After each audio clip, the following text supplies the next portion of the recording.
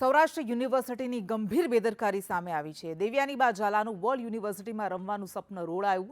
400 metre દોડની સ્પર્ધામાંથી દેવ્યાનીબાને બાકાત કરવામાં આવી। ભુવનેશ્વરની કિટ યુનિવર્સિટીએ એન્ટ્રી ન કરતા આ ગંભીર ભૂલ। કિટની એન્ટ્રી ન થતા ખેલાડી જર્મનીમાં ભાગ નહીં લઈ શકે। એથ્લેટિક્સ ખેલાડી જર્મની મેડલની આશાએ ગઈ હતી, પણ ગંભીર બેદરકારી બદલ ખેલાડીએ સોશિયલ મીડિયામાં પોસ્ટ કરી।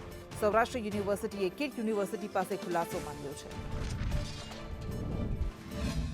ત્યાં મેડલની 110% શક્યતા હતી, પણ કિટ યુનિવર્સિટીનું આયોજન હતું અને એ લોકોએ એન્ટ્રી મોકલવાની હોય અને એ લોકોએ એન્ટ્રી મોકલી નથી શક્યા। એના હિસાબે દેવ્યાનીબાને 400 મીટરમાં વર્લ્ડ યુનિવર્સિટીમાં જર્મની મુકામે પાર્ટિસિપેટ કરવા દેવામાં નથી આવી।